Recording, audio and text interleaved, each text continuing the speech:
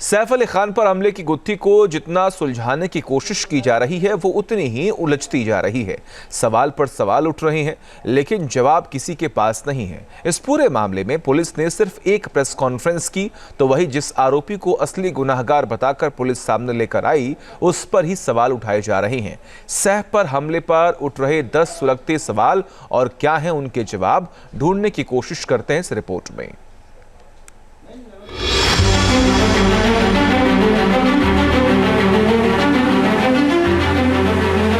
बॉलीवुड में हमले की एक ऐसी मिस्ट्री जो सुलझने की बजाय और उलझती जा रही है और ये एक फिल्मी मिस्ट्री नजर आ रही है और ये रियल लाइफ हमले की मिस्ट्री रियल लाइफ मिस्ट्री बनती जा रही है। एक्टर सैफ अली खान पर हमला हुआ, वो ठीक होकर अस्पताल से बाहर भी आ गए, लेकिन हमले से लेकर मुख्य आरोपी के पकड़े जाने तक सवालों का ऐसा बवंडर उठा जो थमता नजर नहीं आता।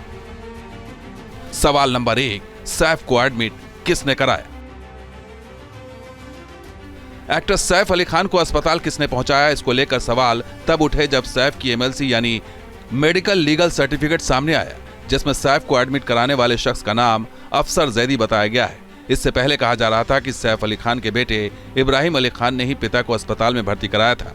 एमएलसी में एडमिट कराने का समय सुबह 4:11 दिखाया गया है, जबकि हमले का समय रात 2:30 दिखाया गया है। इससे पहले हॉस्पिटल पहुंचने का समय करीब 3 बजे का बताया गया था। ऐसे में सवाल यही है कि अगर सैफ को 4 बजे एडमिट कराया गया तो फिर घायल सैफ 101 मिनट तक कहां थे? सवाल नंबर 2, क्या सैफ को अस्पताल जाने वाला कोई नहीं मिला? सैफ अली खान एक बड़े स्टार हैं, उनकी पत्नी करीना भी एक बड़ी स्टार है।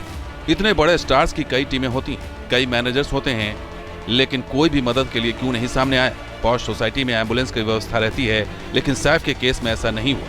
इतने बड़े एक्टर को आखिर ऑटो रिक्शा में क्यों जाना पड़ा, वो भी एक बड़ा सवाल है। और उससे भी बड़ा सवाल ये कि सैफ के साथ 8 साल का एक बच्चा था, जबकि आमतौर पर ऐसे मामले में बच्चों को अलग कर दिया जाता है ताकि उसके दिमाग पर गहरा असर न पड़े। सवाल नंबर 3, हमले के वक्त करीना कहां थी? बताया जा रहा है कि जब सैफ पर हमला हुआ तब करीना घर पर ही मौजूद थी, लेकिन बाद में पुलिस के हवाले से खबर आई कि करीना वारदात के वक्त घर पर नहीं थी। बताया जा रहा है कि करीना ने उस रात इंस्टाग्राम पर एक स्टोरी भी लगाई थी जिसमें वो रिया कपूर और सोनम कपूर के साथ पार्टी कर रही थी। सवाल नंबर 4, करीना क्यों नहीं पहुंची अस्पताल?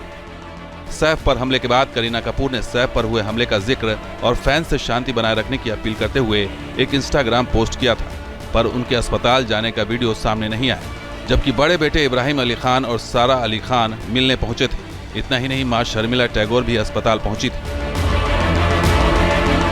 सवाल नंबर 5, क्या गिरफ्तार आरोपी ही असली हमलावर है?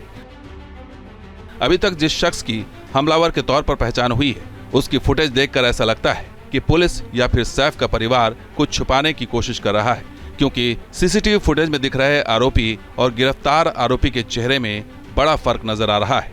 तो आज की इस तारीख में इस वक्त सिर्फ एक चेहरे मिलने के आधार पे, जो कि एक्चुअली नहीं मिल रहा है, पुलिस का ये क्लेम कि उसने आरोपी वो एक्चुअली सही आरोपी है, हमें इसमें संदेह लगता है। ये बात कोर्ट के सामने हमने रखी है। सवाल नंबर 6, आरोपी के लगातार कपड़े बदलने पर सवाल।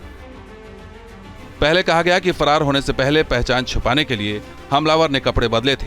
सीसीटीवी फुटेज की तस्वीर बताती है कि एंट्री के समय हमलावर ने अपने चेहरे को ढका हुआ है, पर वापसी के दौरान उसने अपना चेहरा नहीं ढका है। दूसरी बात यह भी है कि हमलावर वापसी में भागने की मुद्रा में नहीं था, वो आराम से बिना घबराए जा रहा था। अब ये बात जहाँ इस बात पे आ रही है कि वो तमाम कपड़े उसने बदले। अगर आप उसमें उसको देखेंगे, उसने बैग लिया हुआ है, जो उसकी सीढ़ी पे जो कैप्चर हुआ है उसका फोटो ऐसा है, बैग लिया हुआ है, बट बैग भी इतना बड़ा बैग नहीं कि उसमें कम से कम 6-7 कपड़े रखे जा सकें। तो अगर वो कपड़े रख के आया तो उसके साथ में और भी चीज़ें मिलनी होनी चाहिए थी उसको। जैसे अगर उसको ऐसा है लगे कि हमको वारदात को अंजाम देना है, तो अगर हमको छिपना है तो छिपने की दशा में उसके साथ बहुत सारे ड्राई फ्रूट्स या तमाम चीज़ें जो कि उसको जीवित रखने के लिए रिक्वायर्ड थी, वो चीज़ें कहीं कुछ मिली नहीं। सवाल नंबर 7, हमले के पीछे की मंशा क्या थी? किसी भी अपराध के पीछे कोई न कोई मंशा होती है, लेकिन सैफ के हमले के पीछे पुलिस जो चोरी की थ्योरी दे रही है वो भी किसी के गले नहीं उतर रही है। चोरी के इरादे से उस घर में उसने एंटर किया था। चोरी की घटना में कोई भी चोर रहेगा, चोर की एक उसका एक लिमिटेशन होता है। 12वें माले पे बैठ के चोर इतना कॉन्फिडेंट होकर चोरी करने के लिए नहीं जाएगा कि वहाँ उसको क्या मिलने वाला क्या नहीं मिलने वाला। और इस सेलिब्रिटी के घर में जाके, चलो एक बार उसके भी मान ले कहते हैं, उसको नहीं जानकारी थी कि वो सैफ अली खान का घर है। किसी का भी घर हो, वो जो सेलिब्रिटीज़ एरिया है वो बांद्रा वेस्ट, वहाँ पे जा कर के कोई आदमी 12 माले पे चढ़ करके और ये सोचे कि मैं चोरी करके सुरक्षित निकल जाऊँ, तो ये असंभव है। सवाल नंबर 8, सैफ का घर ही आरोपी ने क्यों चुना? एक और सवाल जो आम लोगों के मन में बार बार उठ रहा है कि एक चोर सैफ के घर ही क्यों पहुंचा था? क्या उसे सीढ़ियों से ऊपर जाते समय अन्य घरों में जाने की इच्छा नहीं हुई? दूसरे के घर अगर ये चोरी करता तो इतना हल्ला बवाल भी नहीं होता, लेकिन चोर ने सिर्फ सैफ के घर को ही टारगेट क्यों किया? ये एक्यूज्ड पिछले 5-6 महीने पहले मुंबई आया है, ऐसा पता चला है। कुछ दिन ये मुंबई में रहा, बाद में मुंबई की विसिनिटी के कुछ टाउन्स में रहा और 15 दिन पहले फिर मुंबई आया है, ऐसा इन्वेस्टिगेशन में पता चला। उसने वो बताया गया कि वो 11 माला चढ़ के ऊपर गया है और किसी ने देखा नहीं, वो निकल के आता है और उसने ये अटेम्प्ट किया है। ऐसे 3 से प्रैक्टिस भी की है। घर वालों का भी कैसा है, उनका स्टेटमेंट क्या है। और उस वक्त काफ़ी करीना जी भी वहाँ पे रहकर भी सैफ वो 1 घंटे तक वहाँ पे रुका हुआ है। हॉस्पिटल लेके जाने के लिए भी उनके पास कोई था नहीं। वो भी एक बहुत सारे बेनिफिट ऑफ डाउट्स रेज हो रहे हैं। सवाल नंबर 9, आरोपी के बांग्लादेशी होने पर सवाल। आरोपी मोहम्मद शरीफुल इस्लाम की बांग्लादेश वाली थ्योरी भी किसी के गले नहीं उतर रही है। कि ये जो एक्यूज है ये बांग्लादेशी है और इंडिया में इलीगली एंटर करने के बाद इस एक्यूज ने इसका नाम चेंज किया है, वो एक रीज़न हो सकता है। आपका एक माइंड डाइवर्ट कर दिया गया। आप बांग्लादेश की तरफ देखो।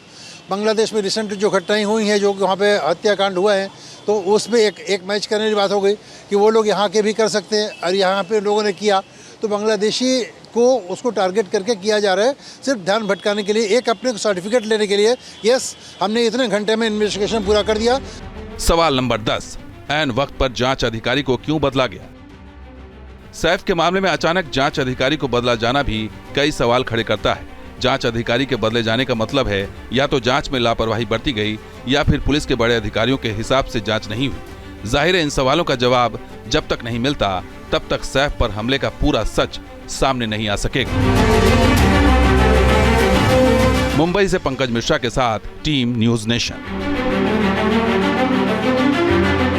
न्यूज नेशन अब व्हाट्सएप पर खबरों की ताजा अपडेट के लिए न्यूज नेशन के इस QR कोड को स्कैन करें।